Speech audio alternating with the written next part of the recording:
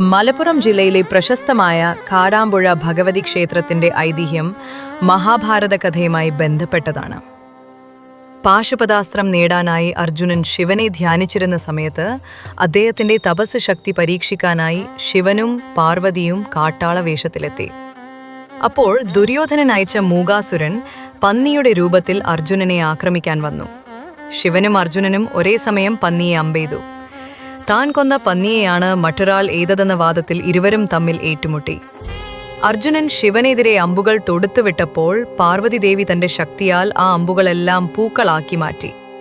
പൂക്കൾ തന്റെ ദേഹത്ത് വീഴുന്നത് കണ്ടപ്പോൾ കാട്ടാളവേഷത്തിൽ നിൽക്കുന്നത് പരമശിവനും പാർവതിയുമാണെന്ന് അർജുനന് മനസ്സിലായി. ഉടൻ തന്നെ അദ്ദേഹം ദേവീദേവന്മാരുടെ കാൽക്കൽ വീണു മാപ്പ് അപേക്ഷിച്ചു.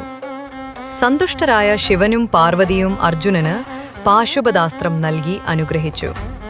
തുടർന്ന് പാർവതി ദേവി ഒരു കുഴിയുണ്ടാക്കി അതിലേക്കിറങ്ങുകയും അദൃശ്യയാവുകയും ചെയ്തു. പിന്നീട് ശങ്കരാചാര്യർ ഇവിടെ എത്തി ദേവിയുടെ സാന്നിധ്യം തിരിച്ചറിയുകയും ആ കുഴിയെ ആരാധനാ കേന്ദ്രമാക്കി ക്ഷേത്രം പണിയുകയും ചെയ്തു. അതുകൊണ്ടാണ് ഈ ക്ഷേത്രത്തിൽ വിഗ്രഹമില്ലാതെ ഒരു കുഴിയെ ആരാധിക്കുന്നത്.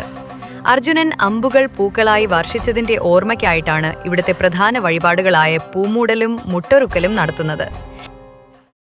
ഓം അമ്മേ നാരായണ നമോ, ദേവി നാരായണ നമോ, ലക്ഷ്മി നാരായണ നമോ, ഭദ്രേ നാരായണ നമോ. ഓം ദേവി നിരാമയേ ഭദ്രേ മുനികുലസേവിതേ,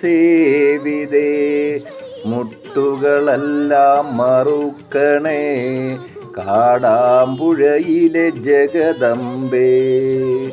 അമ്മേ നാരായണ നമോ, ദേവി നാരായണ നമോ, ലക്ഷ്മി നാരായണ നമോ, ഭദ്രേ നാരായണ